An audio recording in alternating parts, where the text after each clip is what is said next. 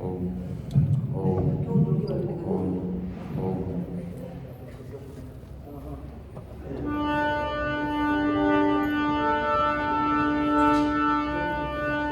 श्री कृष्ण गोविंद हरे मुरारे, हे नाथ नारायण वासुदेवा। श्री कृष्ण गोविंद हरे मुरारे, हे नाथ नारायण वासुदेवा।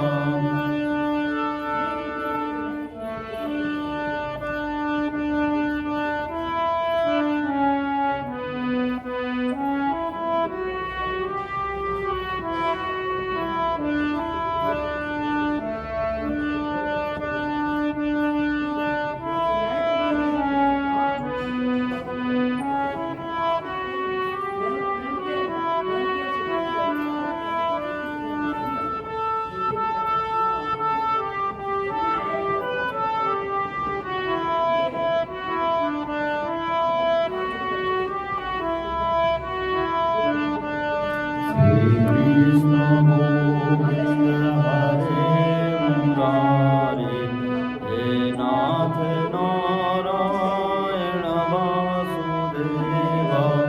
श्री कृष्ण गोविंद हरे मुरारे, हे नाथ नारायण वासुदेवा।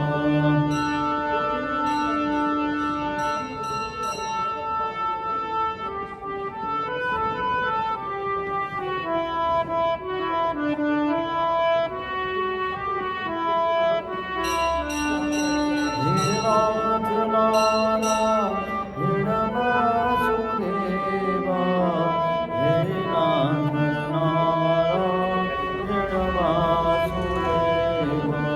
श्री कृष्ण गोविंद हरे मुरारे, हे नाथ नारायण वासुदेवा।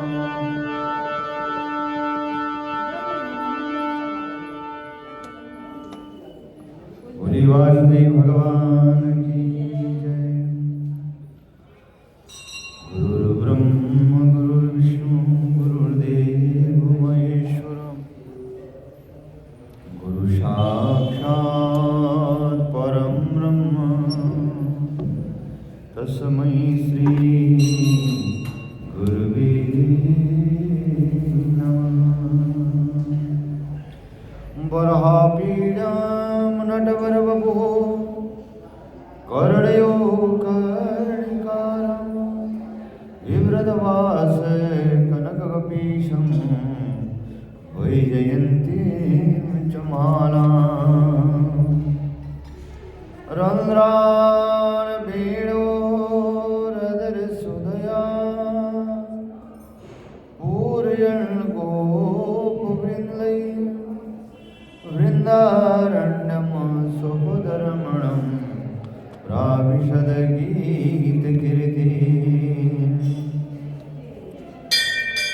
अहोवकीयं स्तनकालकूटं, जिगांसयापां ययदपिशाति, लेभे गतिं धातृचितां ततोऽन्यं, कं वा दयालुं शरणं व्रजेम। दया धर्म का मूल है, पाप मूल अभिमान। तुलसी दया न छोड़िए, जब लग घट में प्राण। राधा राधा रटतहि, मिट जाए सब व्याधा। कोटि जन्म की आपदा, नाम लेते डर जाए। ध्रुव सजलानि, जपियो हरि नामा, पावा अमर अभी चल ठामा। बोली श्री वृंदावन बिहारी लाल की जय। जय जय श्री राधे, जय जय श्री राधे, जय जय श्री राधे। हम लोग श्रवण कर रहे हैं माघ महीने का पावन महात्म्य,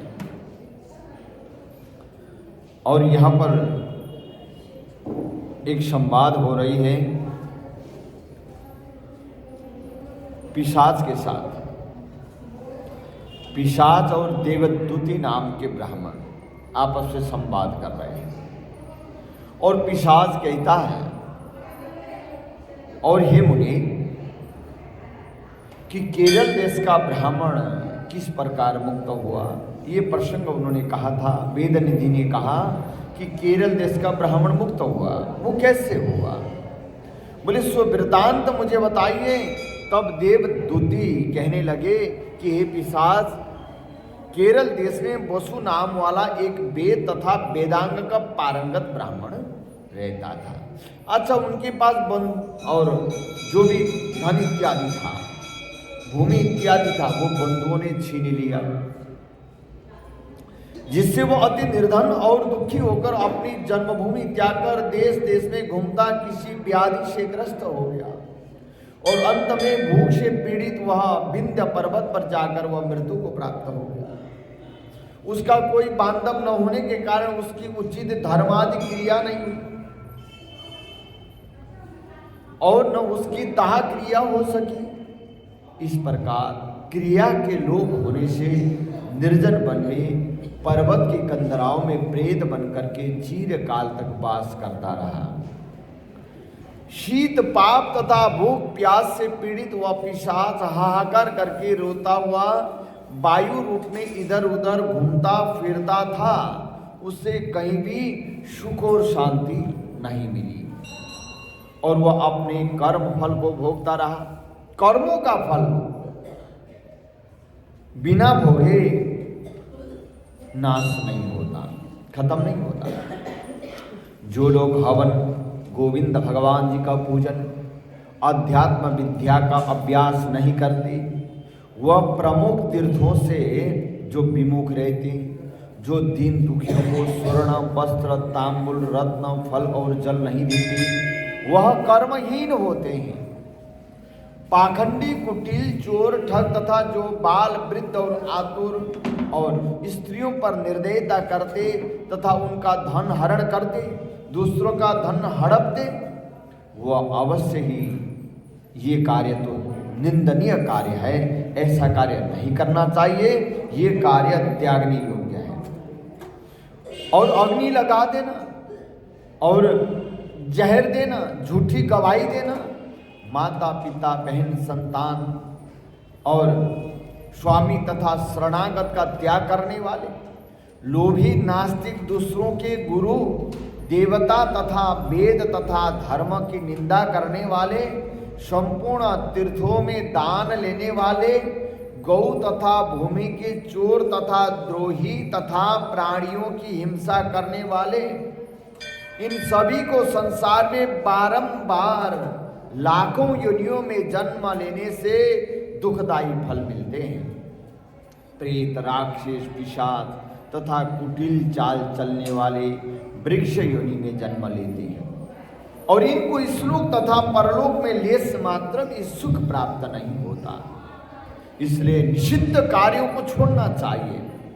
धर्म, यज्ञ, दान और तपस्या करना चाहिए तथा मंत्र, देवता और गुरु की सेवा चारों वर्ण वालों को निरंतर करनी चाहिए, और साथ में विश्वास अटूट होना चाहिए। इस प्रकार धर्म का उपदेश सुनकर केरल ब्राह्मण ने उस पर्वत पर काफी समय व्यतीत करके एक दिन एक पथिक को, जो दो नगरी में त्रिवेणी का जल लिए हुए आनंद पूर्वक जनार्दन भगवान के पुनीत श्लोक गाता हुआ जा रहा था, भगवान का नाम उच्चारण करते हुए जा रहा था, और रास्ता रोककर उसको अपना रूप दिखलाया और फिर उससे कहने लगा, हे पथिक, तुम और मेरे से डरो मत, मैं तुम्हारी गगरी में से तुम जो घड़ा लेके आए हो, गागर लेकर आए हो, उस गागर में से थोड़ा सा जल चाहता हूं। यदि तुम मुझे पानी नहीं पिलाओगे तो निश्चय ही तुम्हारे प्राण जाएंगे।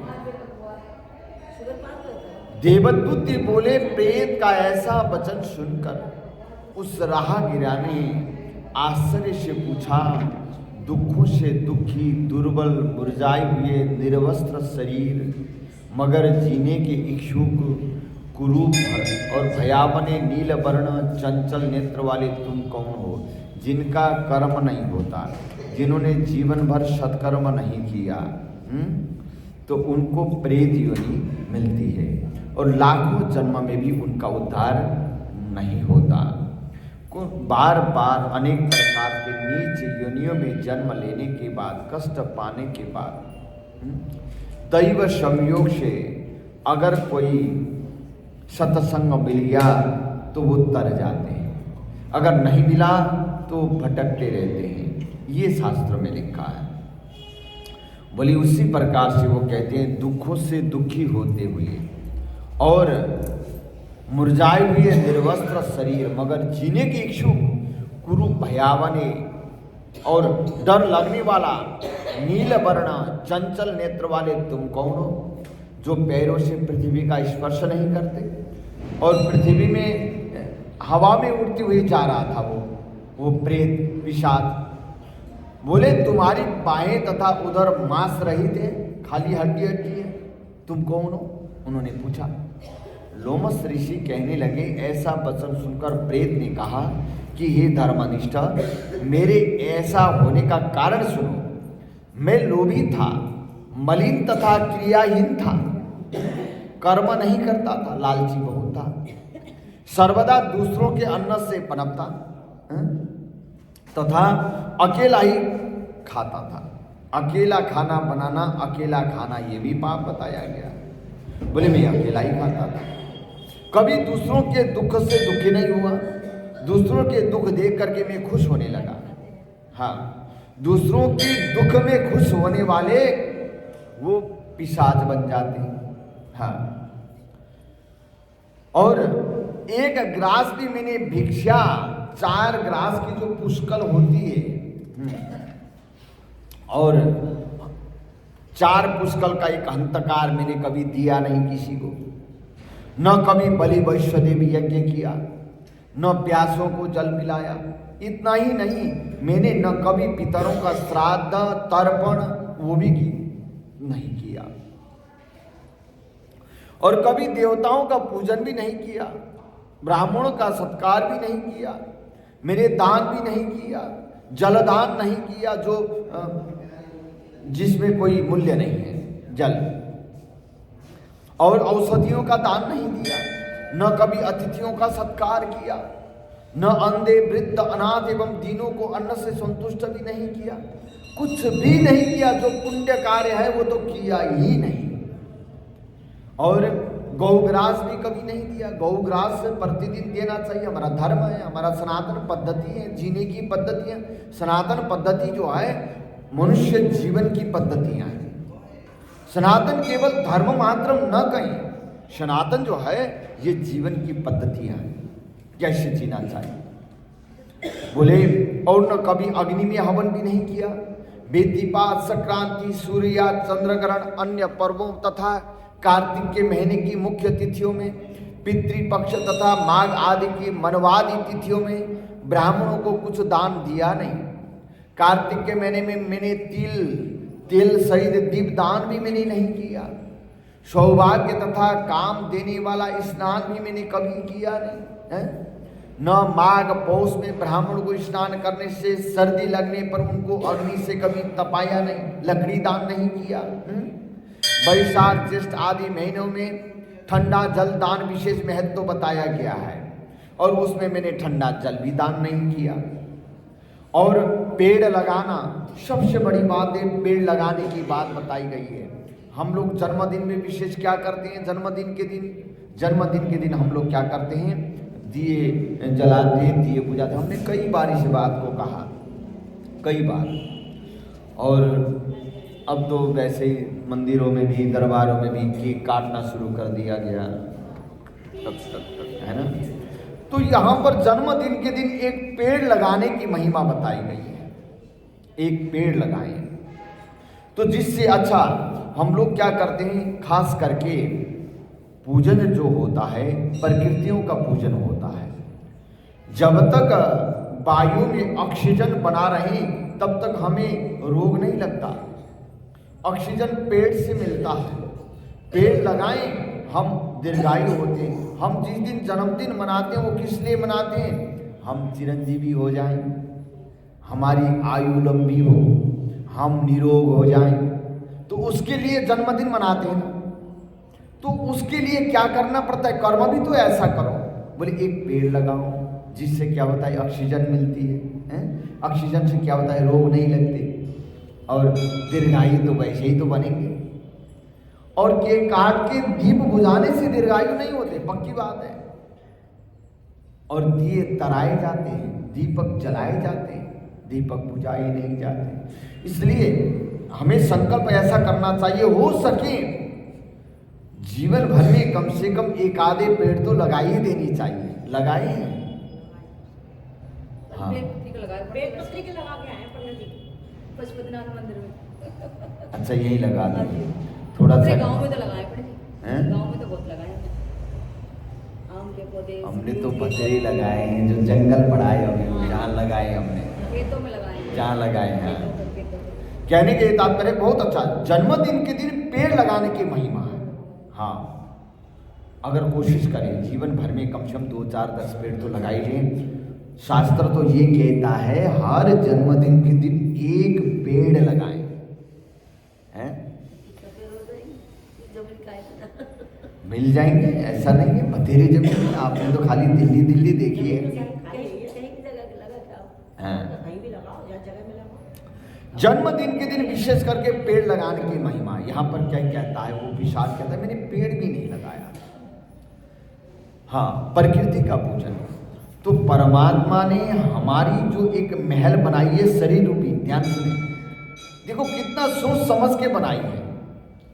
एक गाड़ी वाला जो है ना, एक गाड़ी हम लोग क्या करते हैं, चेंज कर देते हैं। क्यों करते हैं, बोले लेटेस्ट मॉडल आ गया, गाड़ी जो है ना चेंज क्यों किया। किसी से पूछा, बोले नहीं, अब लेटेस्ट जो मॉडल आई है ना, उसमें जो पहले वाली गाड़ी है ना, उसमें जो कमी बेशी थी इसमें पूरा कर दिया गया है, लेटेस्ट वाला ले लिया।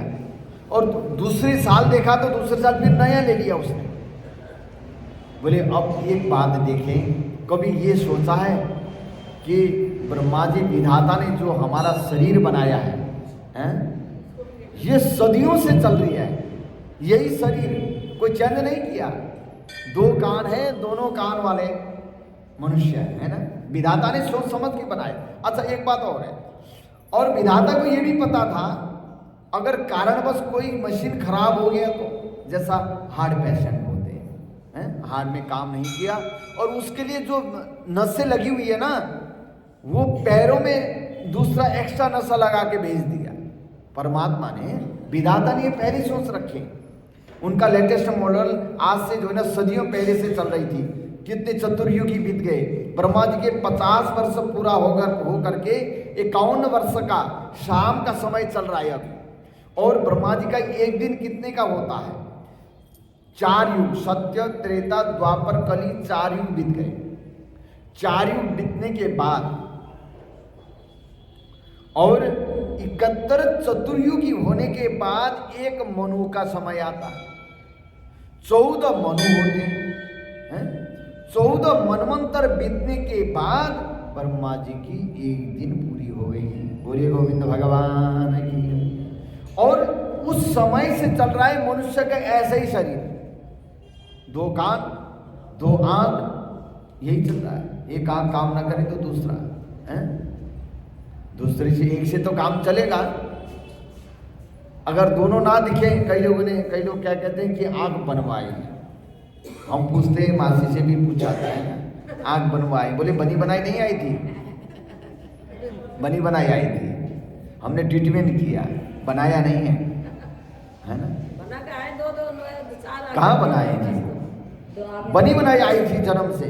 विधाता ने ऐसा सोच समझ के बनाया है, जो कि हमें तो परमात्मा का इतना शुक्र करना चाहिए, हम नहीं करते, नहीं कर पाते, और मन में भाव ही नहीं आ पाता।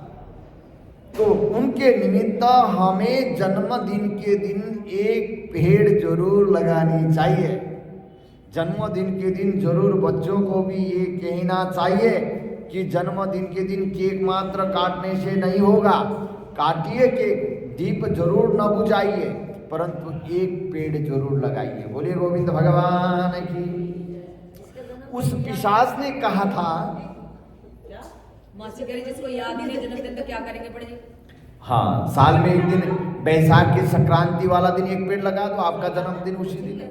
जन्मदिन हो जाएगा। हैं, बैसाख संक्रांति आती है ना, उस दिन एक पेड़ लगा दो, नया साल उस दिन से शुरू हो जाता है। हैं?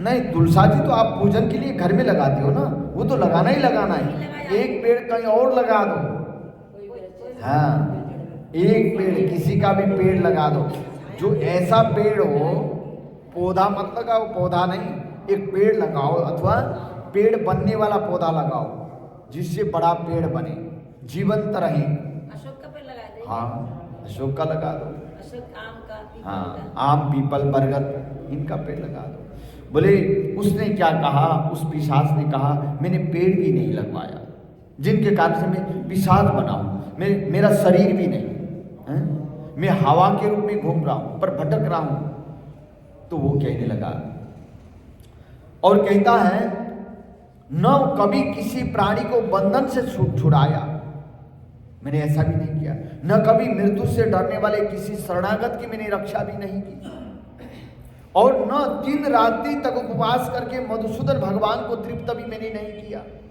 हम ये बता रहे थे, मनुष्य का जो शरीर है चेंज नहीं हुआ, नया मॉडल वाली बात बता रहे थे ना। तो बोले इसलिए परमात्मा के शुक्र के लिए अथवा उनको धन्यवाद देने के लिए हमें एक पेड़ जरूर लगानी चाहिए। यही बात इसीलिए बताए हैं, नया मॉडल की जरूरत नहीं है।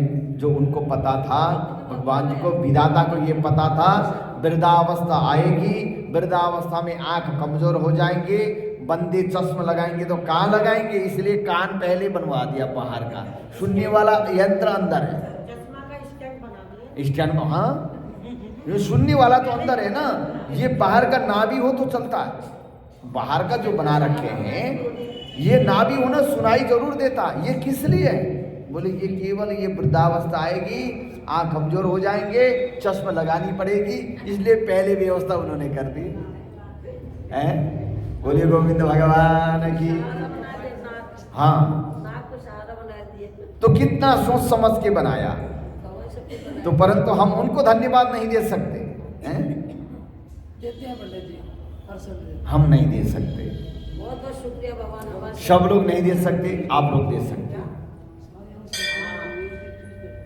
और अगर वर्णन करेंगे तो सारा कुछ है, और इतना सुंदर, इतना ऐसा शरीर दिया है। तो वो है ना, वो भजन गाते हैं, तूने हीरा सा जन्म गवाया, भजन बिना वावरे।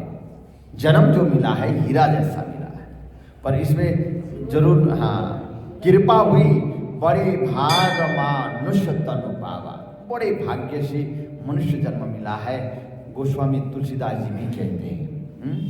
तो उसी प्रकार से आज देखिए वो क्या ही कहता है, वो पिशाच कहता है मेरे पास शरीर भी नहीं है और मैं भटक रहा हूं, मैंने क्या किया, मैंने कर्म ऐसा किया, मनुष्य शरीर प्राप्त होने के बावजूद भी मैंने न किसी को बंधन से छुड़ाया, न मैंने पेड़ लगवाया, न मैंने धर्म कार्य किया, न मैंने तीर्थ यात्रा की, न ब्राह्मण को दान दिया, न मैंने यज्ञ किया, मैंने कुछ भी नहीं किया, न कभी मैंने कृच्छ अतिकृच्छ व्रत भी मैंने किया नहीं।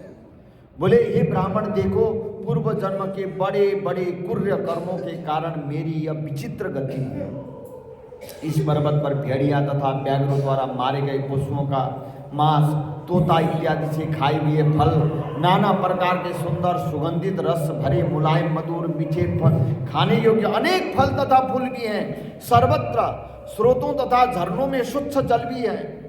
ये सभी पदार्थ सहज में मिल जाते हैं, आसानी से मिल जाते हैं, परंतु दैव की इच्छा न होने से मैं कुछ भी खा नहीं सकता, कुछ भी ले नहीं सकता, कुछ भी ग्रहण नहीं सकता। क्यों ग्रहण कर नहीं सकता? क्योंकि मेरा शरीर ही नहीं। और सर्प की भांति केवल हवा भक्षण करके मैं जी रहा हूं। बल बुद्धि मंत्र पुरुषार्थ पराक्रम तथा मित्रों की सहायता से मनुष्य सर्वदा अलभ्य वस्तु प्राप्त नहीं कर सकता। लाभ हानि सुख दुख विवाह जीवन मृत्यु भोग रोग तथा वियोग केवल भाग्य के ही कारण प्राप्त होते हैं और भाग्य से ही मिलते हैं। कि इसलिए पूर्व जन्मों के कर्मों के अनुसार हमें इस जन्म में मिला है, इसलिए इस जन्म में भी हमें दान पुण्य तीर्थ यात्रा अवश्य करनी चाहिए। और एक बार जाने के बाद जो बार बार एक ही तीर्थों में भी जाते हैं, तीर्थ भी नहीं कहलाते। तीर्थ जो होते हैं अनेक तीर्थों में बताया गया है। कोशिश करें 1 से 2 हो जाए, 2 से 4 हो जाए, जैसे मासी करती है तीर्थ यात्रा। हाँ हाँ करवानी चाहिए और कई तीर्थ करना चाहिए। हाँ एक जगह होके आए, दूसरे बार भी गए, तीसरी बार भी वहां गए, चौथी बार जाएंगे तो वो फिर ट्रैवल हो जाता है। ट्रैवल क्या होता है? ट्रैवल बन जाता है। कोशिश करें तीर्थों की जो देवताओं की स्थान उसको परिवर्तन करें। वो यहाँ यही कहते हैं, कई तीर्थ बताया गया है। मनुष्य को चाहिए कई तीर्थों का जो है दर्शन करें। और कहते हैं जो पूर्व जन्मों के कर्मों के अनुसार हमें इस जन्म में धन इत्यादि की प्राप्ति होती है और इसलिए हमें उस बात को याद करके इस जन्म में दान तीर्थ यात्रा इत्यादि गौ सेवा और यज्ञ जरूर करना चाहिए। बोले उसी प्रकार से कहते हैं, उसने कहा यदि लूले लंगड़े रोगी नीतिहीन एवं गुण रहित व्यक्ति भाग्य से ही राज्य सुख भोगते हैं। राज्य सुख जो होता है वो पूर्व जन्मों का होता है। पूर्व जन्मों से ही हमें इस जन्म में कई लोग क्या होते हैं कि कार्य नहीं करते, काम में नहीं करते, उनको विरासत की इतनी धन संपदा मिली हुई है मत पूछो। जो रोज काम करते ही मेहनत करते हैं उनके पास होता कुछ नहीं, क्योंकि भाग्य भी 24 घंटे काम करने वाला एक है, एक काम न करने वाला। 24 घंटे काम करने वालों के लिए सुबह शाम की रोटी नहीं, जो काम नहीं करता उसके पास भरपूर है। कभी कदा सोचने को हम मजबूर हो जाते, हम काम कर रहे हैं फिर भी हमारे पास आमदनी नहीं। जो काम नहीं करते उनके पास भरपूर है। ये पूर्व जन्मों के भाग्य से जो मिला है, ये कहते हैं भाग्य से मिला है। कई लोग तो ऐसा करते हैं, नहीं काम करो तो मिल जाएगा। काम करने के बावजूद भी वही काम कर रहा है, एक को 10 रुपया मिल रही है, वही काम कर रहा है दूसरे को 2 रुपये मिल रही है। काम उतना ही कर रहे हैं, काम में कोई फर्क नहीं। और ये क्या होता है? भाग्य से मिलता है। कई लोग क्या कहते हैं, नहीं काम करने से मिल जाता है, ये जो है ना भाग्य में भरोसा मत करो। भाग्य जो है ना पूर्व कर्मों का होता है, बिना कर्म करे वो भी नहीं मिलता। कर्म करो परंतु भाग्य के अनुरूप हमें फलीभूत हो जाते हैं। उसी प्रकार से वो कहते हैं, देखो शय्यादान आसन दान ताम्बूलदान मंदिर धन भोग की भोज्य सामग्री चंदन तथा अगर का दान जिसने दिया है और वन मार्ग पर्वत के अगले भाग में जो भक्ति में लीन रहते हैं, गांव अथवा नगर में ऐसे भाग्यशाली पुरुषों के लिए भोग पदार्थ आगे आगे आ जाते हैं, अर्थात सहज ही प्राप्त हो जाते हैं। इस पर्वत पर मुझसे भी अधिक बलवान पिशाच तथा भयंकर राक्षस हैं, जो कहीं भी वन में घूमते हुए अपने कर्म के अनुसार अन्न जल प्राप्त करते हैं, परंतु आपको उनसे भयभीत नहीं होना चाहिए, क्योंकि धर्मात्मा पुरुषों की पवित्रता ही उनकी रक्षा करती है। जो पवित्रता होता है वो हमें रक्षा करती है, उनको कोई भी पीड़ा नहीं दे सकता। ग्रह नक्षत्र तथा देवगण पवित्रता की सर्वदा रक्षा करते हैं। हम पूजन करते हैं, यज्ञ करते हैं, परंतु पवित्रता का जरूर ध्यान देना चाहिए।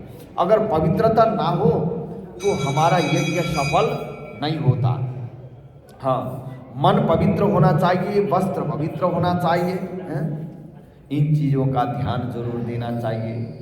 और जहाँ अपवित्र होते हैं वहाँ पर भूत प्रेत इत्यादि आक्रमण करते हैं, इसलिए पवित्रता का ध्यान जरूर देना चाहिए। तो इसी प्रकार कहते हैं ग्रह नक्षत्र तथा देवगण पवित्रता की सर्वदा रक्षा करते हैं। ये राक्षस आप जैसे भगवत भक्त को देख भी नहीं सकते। जो लोग नारायण की भक्ति में लीन रहते हैं उनको राक्षस, भूत प्रेत, बैताल, गंधर्व, डाकिनी, शाकिनी, रेवती, वृद्ध, वृद्ध रेवती, मुखमंडली, यज्ञ, कुर्रगरा, सूर्य, कुष्मांडा तथा दूसरे दुष्ट जंतु भी पवित्र ब्राह्मण की ओर न आंख उठाकर देख सकते हैं और न ही छू सकते हैं। हाँ, हे ब्राह्मण, इस प्रकार मैं अपने कर्मों का फल यहाँ भोग रहा हूँ, ऐसा सोचकर मैं किसी प्रकार का शोक नहीं करता। एक बार जम्बालिनी नदी के किनारे पर घूमते हुए मैंने एक सारस से कहे हुए वचनों को मैंने सुना। एक पक्षी जो बोल रही थी उस बात को मैंने सुना है। तो इस प्रकार से, और एक राहगीर अथवा पथिक जो है उसके साथ वो पक्षी जो बोल रही थी उस बात को मैंने सुना है। वो कहते वो क्या बात थी और वो हमको बताइए। इस प्रकार कहने पर वो सारस उस पथिक को क्या कहती है और सारस की क्या बात थी, ये पावन प्रसंग कल फिर हम लोग श्रवण करेंगे।